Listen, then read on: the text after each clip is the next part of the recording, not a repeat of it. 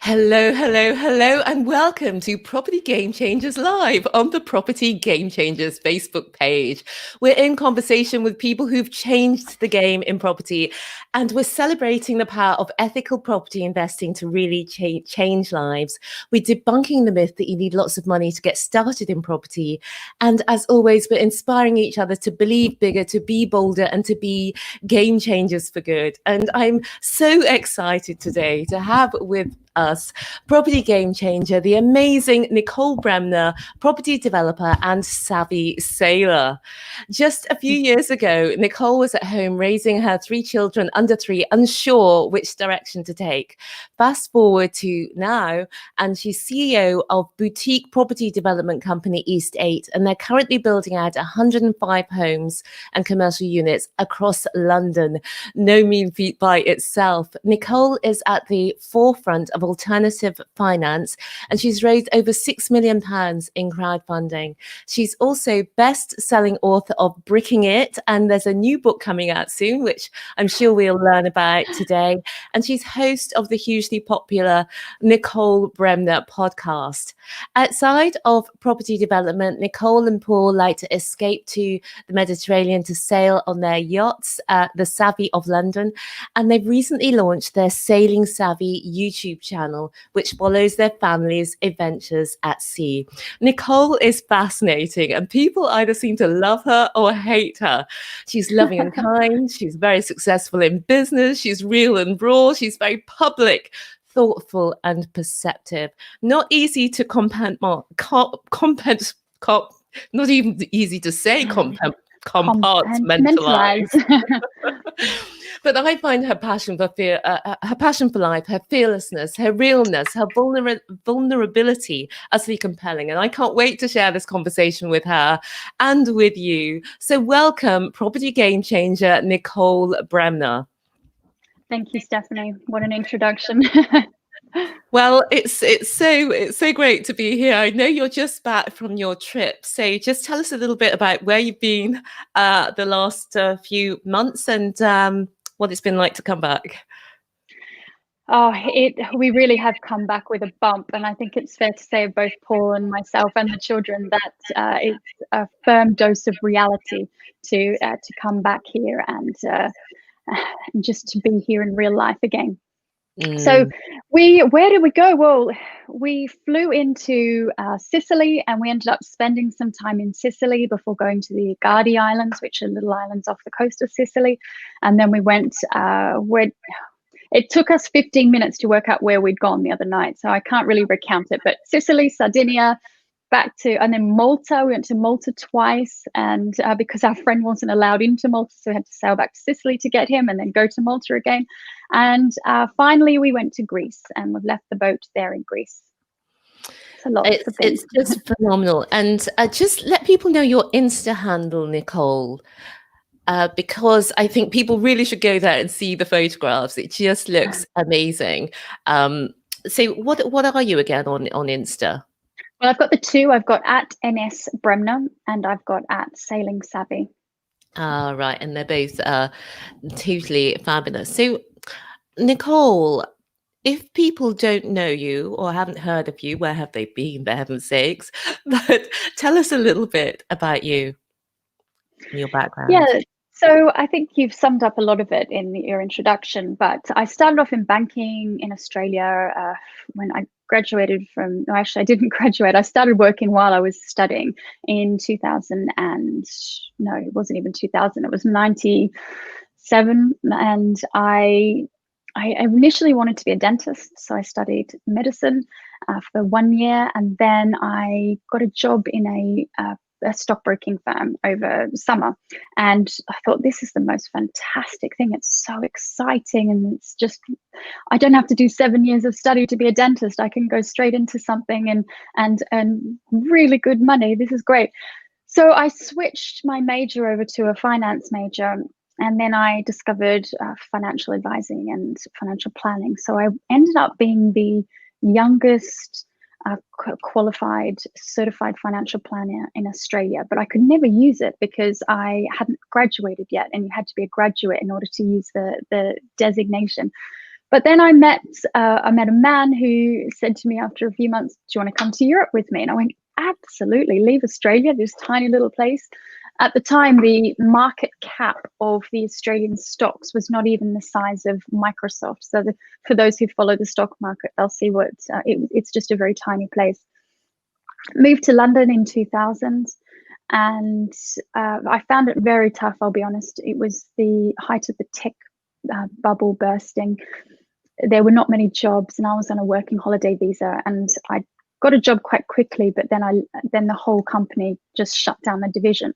So it meant I didn't have a visa. So I did anything. I worked at LA Fitness, which no longer exists, picking up towels off bathroom floors. I worked reception. Was wonderful when I could get on reception, but I just did it. And even now there's people who have come up to me and said, "I remember you from LA Fitness. You worked on the gym floor." And I went, "Yeah," and not glamorously do as a fitness instructor. It was picking up towels and occasionally having them thrown at my face. So that was, and eventually we resolved my visa issue, and I was able to get this highly skilled migrant visa. Had a series of jobs in finance, but I was okay. I was good at the modeling. I was good at at putting together the financial models. I mean, not catwalk modeling, but putting together the financial models and doing the analysis. I was good at that. But my problem was I wasn't a very good employee, because I always wanted my boss's job, and I wanted to get there really quickly, and I wasn't prepared to put in the time. And I think that's very common of people who are entrepreneurs, that it's they get impatient about it. So in about 2005-06, I was working for what was the largest fund manager in the world at the time, Capital. And I did enjoy my job, but I just decided I wanted to go out and do something else. So I set up an online fashion boutique, and that was pre-social media, and it was one of the first in the UK. And it was quite good until I was transferred to the US. Oh, sorry, my partner was transferred to the US. And then I found out I was pregnant. So I had a baby. The whole banking system collapsed in the US then. And so came back to the UK 2 years later, had another baby. And that's when I started looking at property. And we realized, and the catalyst really was that while we'd been away, we'd rented out our flat that we bought in 2004. And we realized that the flat had made much more than I had, even when I'd gone back to work at Goldman Sachs. So I thought, okay, there's something in this. I'm going to renovate this flat. We sold it, and I'm going to try and do this again. And I found this crumbled down vicarage in Hackney, and I think many people have heard the story. Renovated it, loved it. And that's when it was my partner's idea. He said, "Look, you're trying all these harebrained things like crocheting and knitting and cake baking." And I had a little bit of success as a photography and food photographer and travel writer. But he said, "Why don't you do something in property? You seem to be good at it. We've got this great build team now. I think you can do this." So yeah, that's when it started. And that was in 2009, 2010. And Hackney was going crazy then. And luckily I was based in Hackney, knew all the streets of Hackney. I walked those streets with my babies in their buggies every day, knew every new listing. I built up spreadsheets of all the historical asking and sales prices in the area. So I really got to have a good understanding of that area. And yeah, that's when my property journey started. Brilliant. Well, what I'm fascinated about is it started like many other people's. They see the power of property, and then they maybe try some renovations like you did do and have great success there. But not many go from there to these huge multi-million pound developments. So I think if maybe we take it in a few smaller steps, because it's most people get scared of the zeros, and that stops them from going out to the bigger steps. But let's take the first intermediate step. How did you go from just doing one at a time really to these bigger projects where you're working with investors and so on?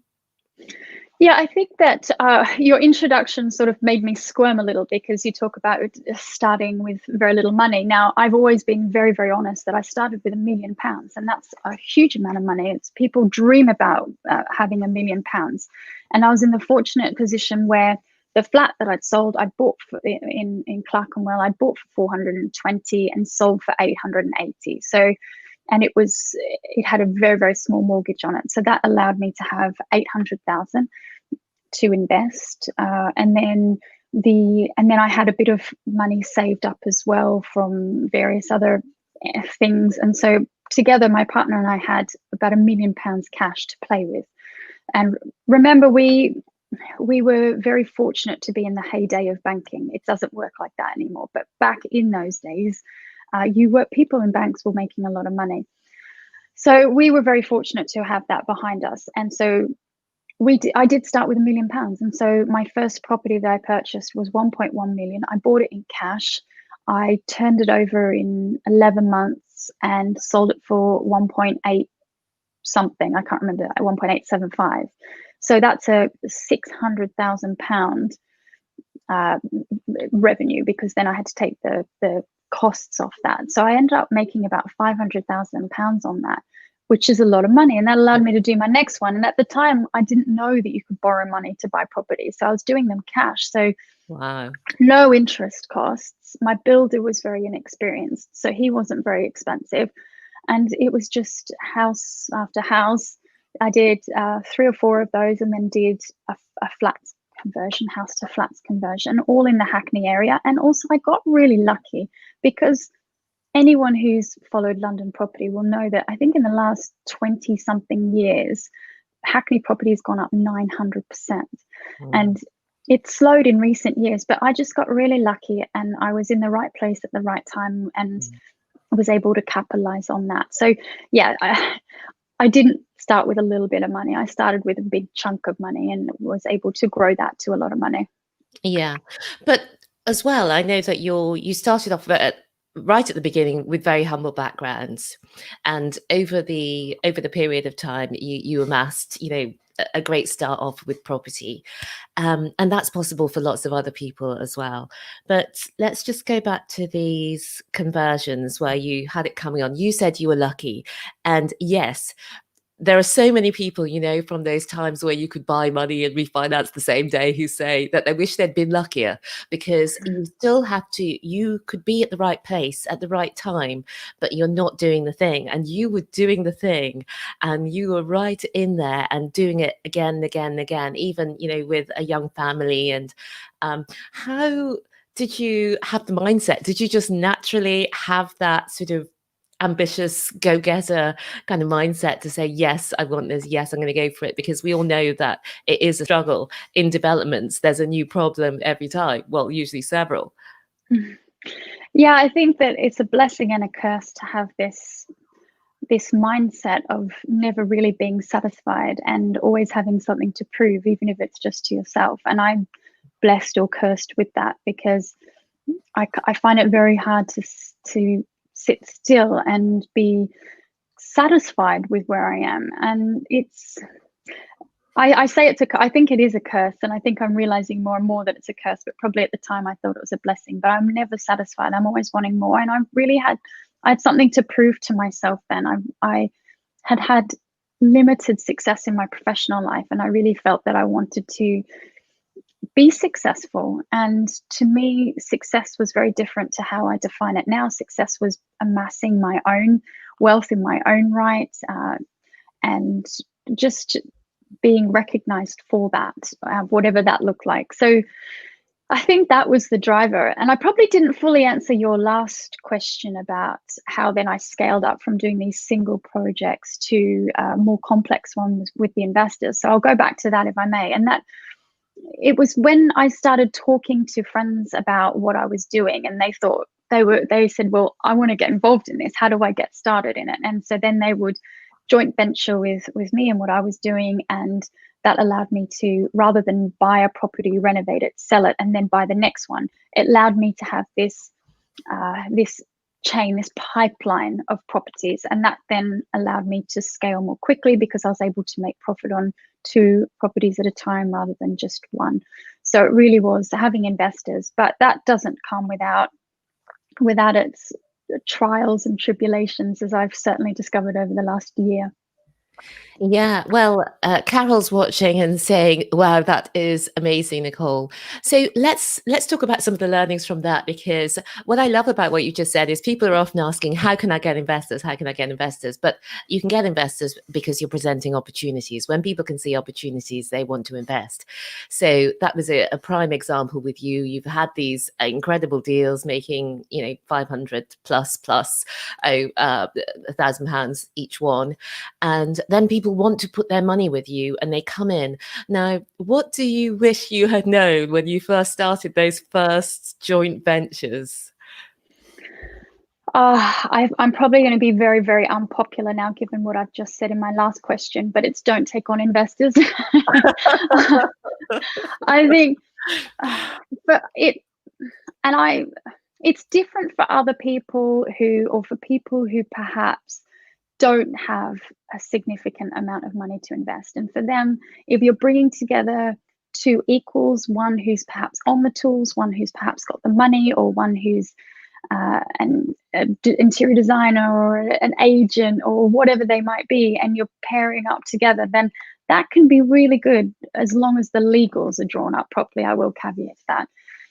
But for me, I didn't really need those investors. I didn't really need to raise that. I could have done incredibly well just chugging along on my own with as a marathon rather than a sprint. But that's all great with hindsight. At the time, I was really caught up in it, I guess. And I'll be very honest, I was very caught up in it and caught up in the success, and naively I had so many people approaching me to want to invest that I wanted them to have a part of it, because I felt like this was my way of giving back. And I felt incredibly strongly about crowdfunding, and how crowdfunding is the way that people with as little as £500 can invest and get the same return as bigger developers. And I was passionate about that, and I still am. But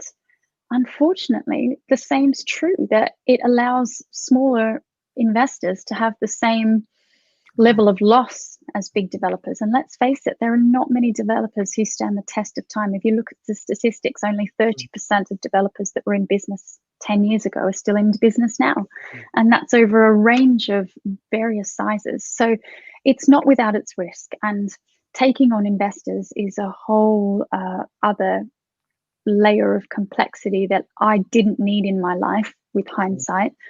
But it was also wonderful at the time, because we built this community around it. So yeah, I could talk for hours on this, obviously, but I think that for me, I didn't need it. I did it because I wanted to do it, and it was tough. And just looking back to those early ones, Nicole, were they equity investors or debt investors? Equity. And I only ever worked with one person at a time on them, and they were putting in 50%. And there were only two investors that I worked with previous to the crowd, and they put in 50% of the investment. One was supposed to be hands-on, but wasn't.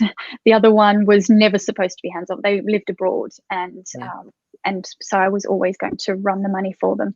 So that it depends on. It was always equity, because again, I felt that their returns should be aligned with my returns. Yeah. Okay. Cool. So how did you come to terms with all the zeros? Because when you first came into property, maybe you were starting off with millions, to be honest. So perhaps it was just natural for you. But I know, or from reading, I can see that some of your sites, you buy them between 2 and 20 million. Is that right? And then you're looking obviously at much higher GDVs. Did you have some mindset work to do around working with those larger numbers, or did that just come naturally? Did you feel comfortable with it?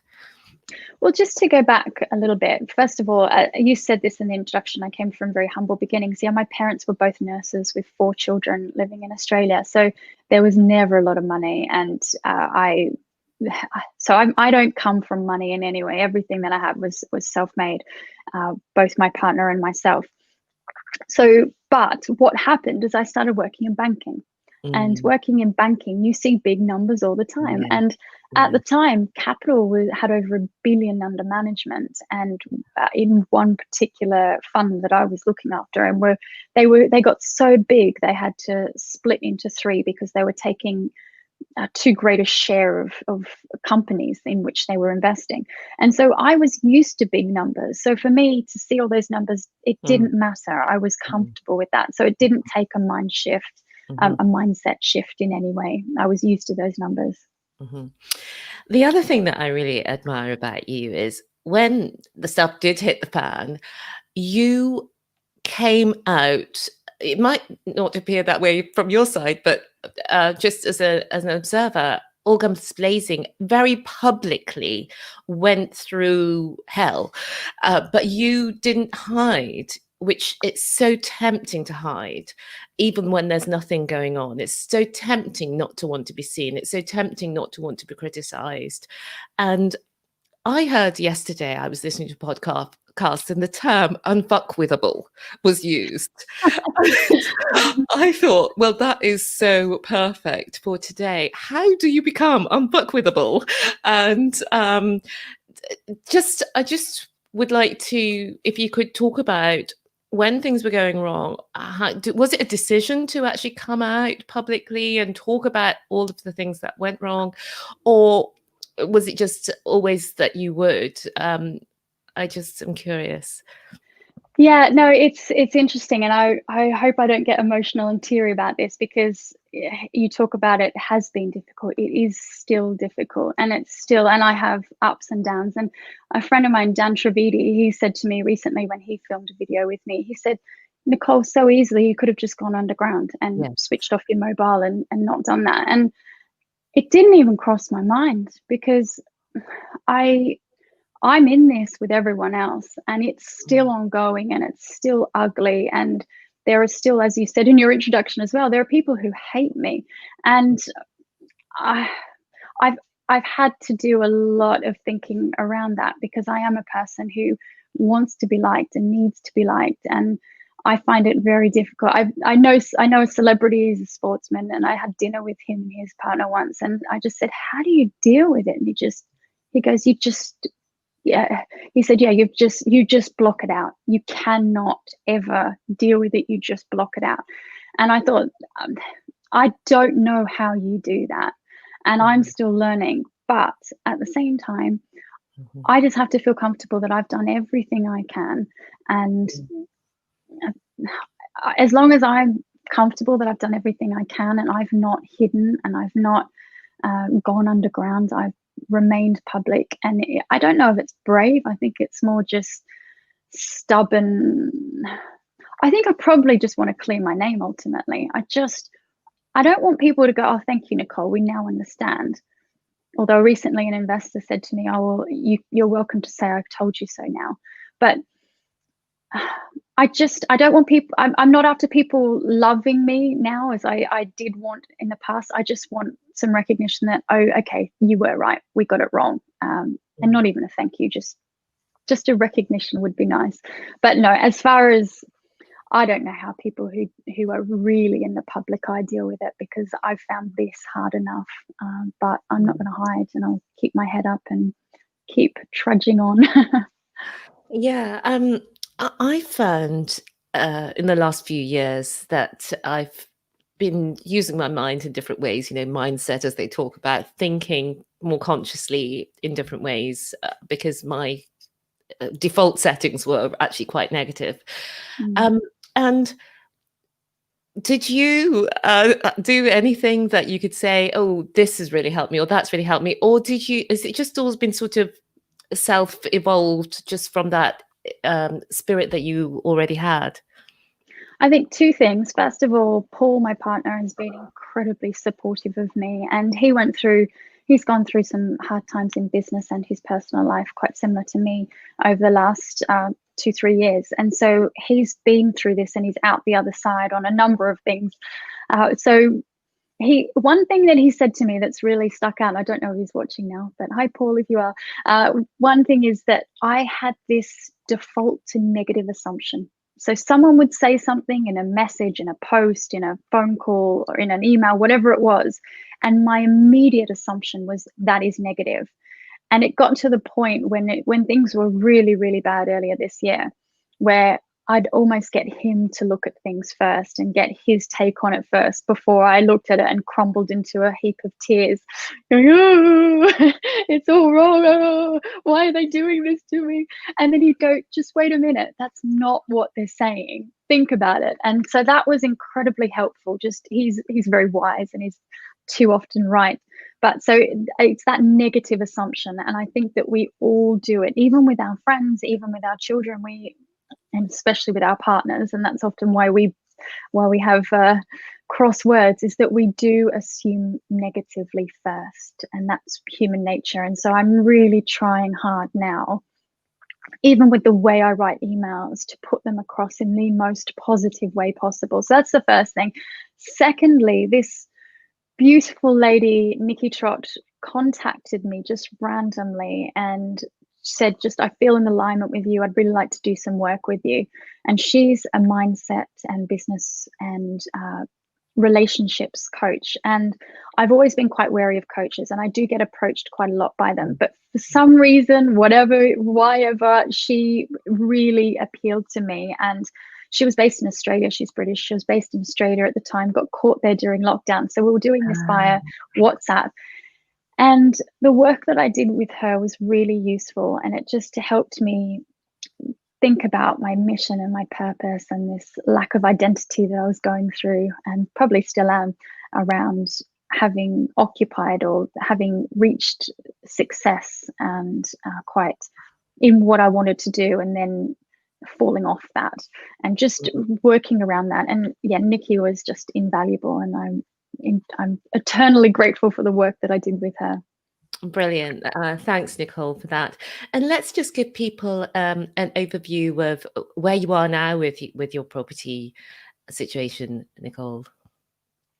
Yeah, there's a lot that I can't talk about because obviously it's in legals, but where we're at is that properties are selling very, very well. And I think that I'm not talking out of turn here, because anyone who's selling property at the moment will know that, sorry, that's my dog sniffling in the background.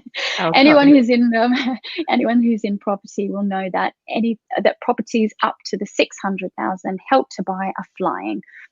Which means that anything you've got on the market for 685 is or 700 is having to be discounted down to the 600 if you want to shift it.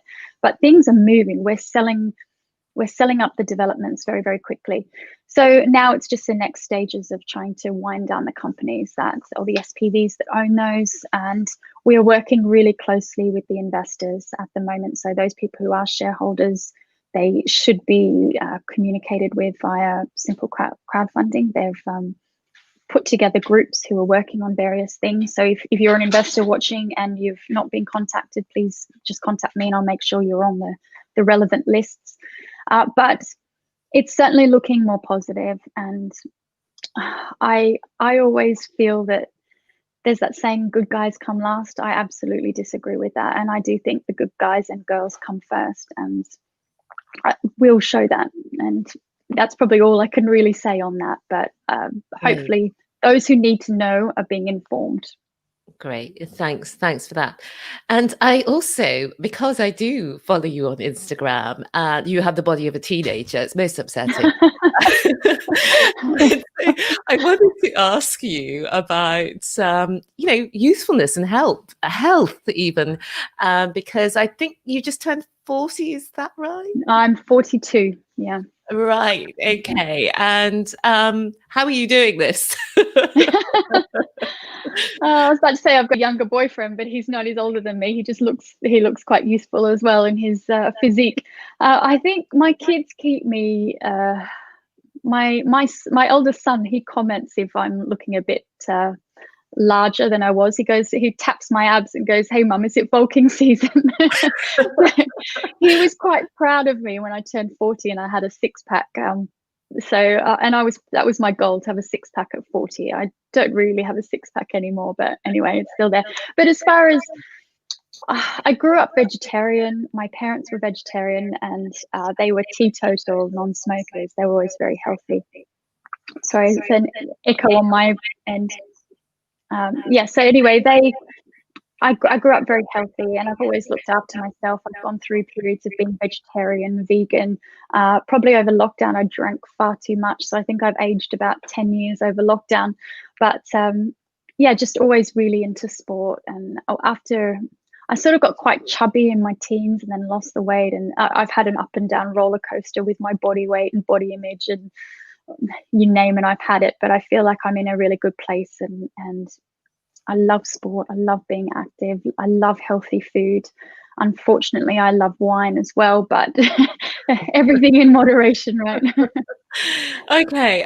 And you are hugely well known. I don't think many property developers have got 45,000 followers on Instagram. And what would you say about that? Has that really helped or hindered, or has it been kind of a mixture? I think that it's definitely helped, and especially when we're raising funds, it helped. Everyone wanted to be part of us while we were rising, and while things were going well. What it has meant is that flip side, when things aren't going well, you're very public, and people have wanted to have been quite quick to judge and to just to be public with their dismissal. But yeah, it has helped, and again with LinkedIn, I've got quite a following there as well, and that's really interesting because that is a very business focused area. So it's been quite interesting to work on the LinkedIn side of things as well as the Instagram. It can be a hindrance though, because now when I'm looking at my next steps and I'm looking at non-exec positions, I think, do they really want to go on Instagram and see me in a bikini if I'm representing a housing association? So I'm having to think a bit more about what I'm putting out.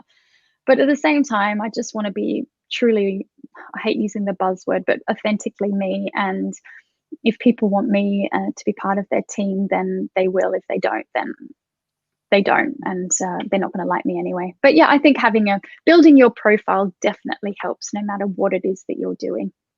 I think if they want you, they're going to take the bikini. The bikini's a bonus. But is there? We are both on the Dent program. I saw that many years ago you had done that, and I read the Key Person of Influence by Daniel Priestley back in 2016, and I was so excited by it. I was really thought this is a great concept. I hadn't really come across the ideas in the way that he puts them across before, and I know that you found that super useful when you were getting started. Yeah, definitely. And I think just today, I had a call earlier, and the guy said, "Oh, by the way, Daniel always says that you're one of his most successful KPIs." And I didn't know that. I know at one stage I was the highest referrer of people to the Dent program. I've never got any money for that, by the way. That's just as I've recommended it. But I was quite late to implement the program and the processes and learnings of that. But when I did, it just made sense to me, and I was able to systematically put them in place across my business, and it worked. It really, really worked. So now with this next iteration of my career, I'm looking forward to going through the process of putting those P's into play once again. Yeah, oh, fantastic. Well, I know that, you mentioned that you have another book coming out. Are you able to talk about that? I've written a whole book. I finished it about 2 years ago, actually. And then Gary Vaynerchuk put out the exact same book. And it was going to be a look at all the social media platforms and how to master each one. And I just thought, I can't do this now. Gary's just published it, and I had finished it. So I've shelved that. And that was going to be prolific, not perfect. And then I started writing another one, and that one is more about rebounding from failure, and just it's carrying on, I guess, the next stage of my property career. And I probably can't write too much about it at the moment, but once everything's wrapped up and it's done, I think that there are a lot of things that I've learned from what I've been through the last couple of years that will really help people in property. And I want to give a realistic breakdown to people of what to look out for in property, because too many people are going, this is how you make money, and this is the get rich quick scheme that will allow you to live a life of financial freedom. It's absolutely not. And there are many more people who have tried and failed than those who have succeeded. And I think I've tried, succeeded, tried, failed, and hopefully tried, succeeded. And I think that I've got a lot of lessons that I can teach people from that. So that will probably be the next book that I complete, because that one's in progress at the moment. Fantastic. We look forward to that. And people can also keep up with everything over at NicoleBremner.com. So I'm sure you'll be posting there when you're launching your new book and so on. So Nicole, we've learned a lot, and I think I did ask you what you wish you'd known at the start, specifically about investors. But is there anything that you would add to what you would know about getting started in property now?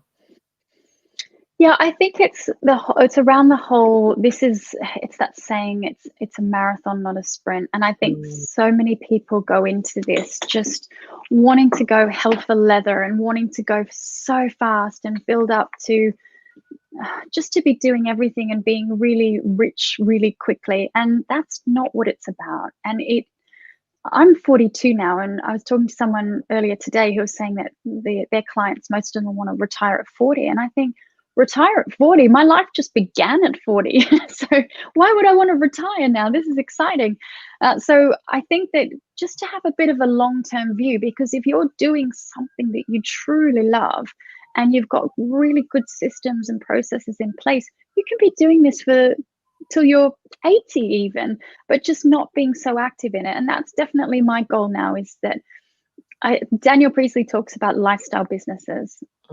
And at first I went, who wants a lifestyle business? My goodness, I'm going to have one of these amazing businesses that makes tens of millions a year and makes me super wealthy. And then it kind of sunk to me that what I actually want is a lifestyle business. I want to be able to go sailing 3-4 months a year, and I want to be able to spend quality time with my children and just have the systems in place where my property business or whatever other businesses that we do look after themselves more so. And I don't want to earn a huge amount of money. I really don't. I just want to earn enough money, and I don't want to leave too much money for my children because it spoils them. I want to leave enough money for my children. So I think that my goals and views and aspirations really have changed. And I'd urge people to, rather than constantly chasing things because they're not happy or not satisfied with where they're at, take a good look inside and think, why am I not satisfied with what I've got? Because it just leads to heartache when you try and go too fast and try and not be satisfied with your lot. That is you just put that so beautifully, Nicole, and it takes me back. I spoke to Jackie Tomes on Friday, and she just went traveling for 6 months with her husband. They got caught skiing when the lockdown, and then started traveling around. And they intentionally did that, just as you're saying, so that you can actually have the life you want, because that's what you want the money for, is to be able to live in a different way. And Mary's commented, very inspirational. And Paul is watching, and he said, Hi, Paul. you only retire from things you don't like doing. Very true.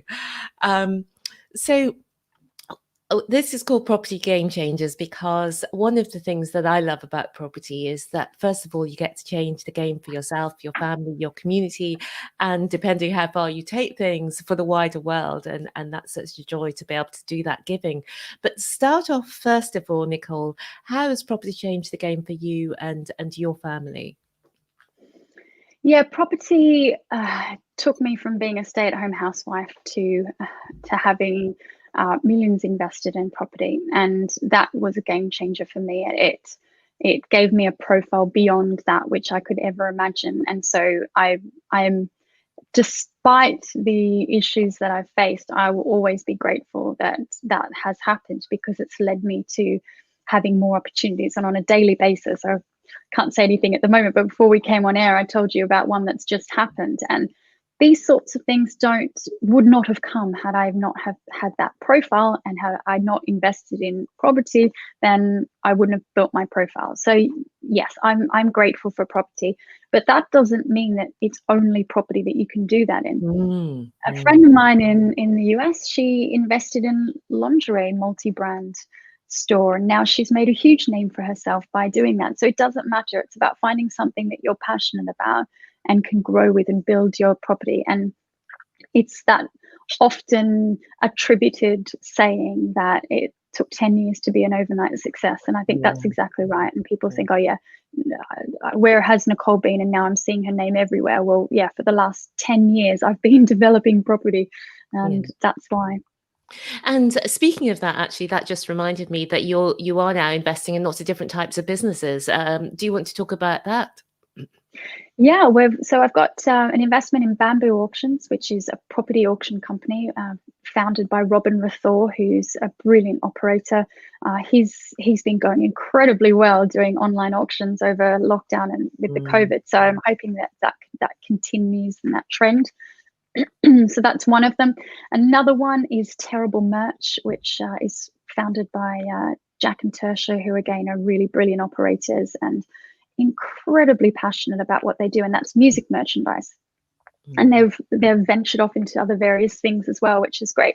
And then I set up an activewear label with my friend Kerry called EATA, which stands for Eat, Drink, Exercise, Repeat. And we've had that on a bit of a break at the moment while I focus on other things, but we're looking to get that back up and running again soon. So that's good. And then I think that's about it. So and then there's just the property investments, but yeah, always interested in interesting businesses. Yeah, and who knows what's to come soon, because I know that you've got things that you can't talk about at the moment. Another Mary has come along and said, fantastic advice. Thanks so much. And I know that we talk about also giving wider than ourselves. So talk to us a little bit about what you've done in that regard, Nicole. Yeah, I think that early on in my property career, I was really, really passionate about, excuse me, about building up a community around me. And for a long time, I had a group of women who I was very actively involved with in property. Not so much now, unfortunately, but I remember getting up on stage at a property event, one of the largest ones, and Richard Bowser said, a few years ago, Nicole, none of these women were in this room, and now because of you, you've allowed all these women to come into property and encouraged women in. And whether they love me or they hate me, I was at the forefront of getting women into property and flying the flag for property. So it's very un-British, and I consider myself half British, but it's very un-British to wave your own flag in that way. But this is something that Paul keeps saying to me, is that, Nicole, you were successful and you are successful. And so just don't forget what you did for women within property, and you made it okay for them to come in as well. So that's one thing. Then second, there are a lot of charities that are very close to my heart. There's Fight for Sight. I'm partially sighted, so I'm blind in one eye completely, which is why my eye kind of looks funny sometimes. And so I'm an ambassador for that charity. And then recently we've started working with Big Blue Ocean Cleanup, because again, being sailors, we're very passionate about the oceans. And sadly, when you're sailing, you just see so much plastic. And so that's a charity that we want to get behind as well. Brilliant. Well, thank you so much for coming and joining me today and spending time with us, sharing your epic story. As we close, is there anything that you would like to add that you feel I haven't asked you, or that you just want to mention to people? Probably just the only thing I'll add is just always remember that the person that you're seeing online is not the person who it's not really who that person is. And so just always think about that when you're forming a judgment of that person, because you're only seeing one limited dimension of them. So just let's all just be a bit kinder to each other. Yeah, I think kindness definitely is something we all want to think about at the moment. And just also, I just want to finally point people to NicoleBremner.com if you want more of Nicole, and why wouldn't you? And also Instagram and LinkedIn are great places to follow Nicole as well. So finally, thank you, Nicole, for joining us and telling your story so beautifully. And thank you also for watching and for listening today. And I will see you all again soon. Bye for now.